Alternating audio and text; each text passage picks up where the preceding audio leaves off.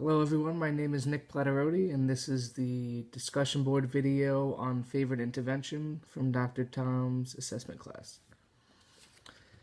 The intervention I chose is a behavioral one from Intervention Central known as extended learning.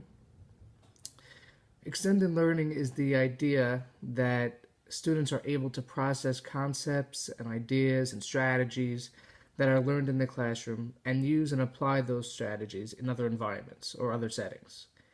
Of course, this is dependent on the teacher successfully teaching the skill first, but once they are successful in this aspect, their job is not done because it is just as important for students to be able to reinforce the behavior in other environments too. So, according to Intervention Central, there are several ways teachers can help students reinforce positive behaviors. Some include preparing strategy sheets. A strategy sheet is basically a checklist of the intervention steps generated by the student with the support of the teacher, and it will be of use to the student in other settings where they have not yet mastered the skill. So they could use the checklist and just look at it and break it down into steps so they know that I covered this part and then that part and then I finished with the ending. Another way to reinforce positive behavior is through the use of a skill diary. A skill diary is a list of entries by the student whereby he or she believes that they use the learned strategy successfully.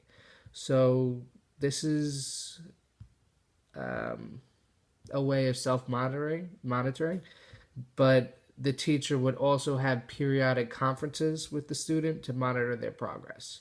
So I like this one the best because it allows students to monitor their own progress and then get feedback from the teacher. Other ways to reinforce positive behavior is for students, like I mentioned, to monitor their own progress, but through the use of daily self-monitoring charts and checklists. There are several reasons why I believe that this is an important intervention. One is because it is important for students to break down tasks and apply them to other settings because it shows progress. Another reason is because positive strategies learned in one classroom may be helpful to students to break bad habits that they learned previously.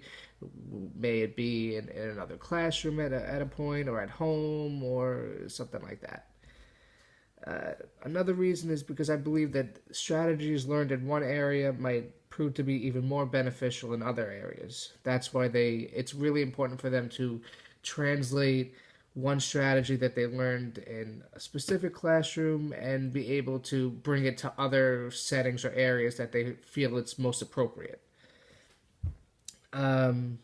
It's important, like I mentioned, it's important for students to understand that positive behavioral and academic strategies learned in school are important and should be used in other settings as well. So these are some reasons why I picked this strategy, and thanks for watching.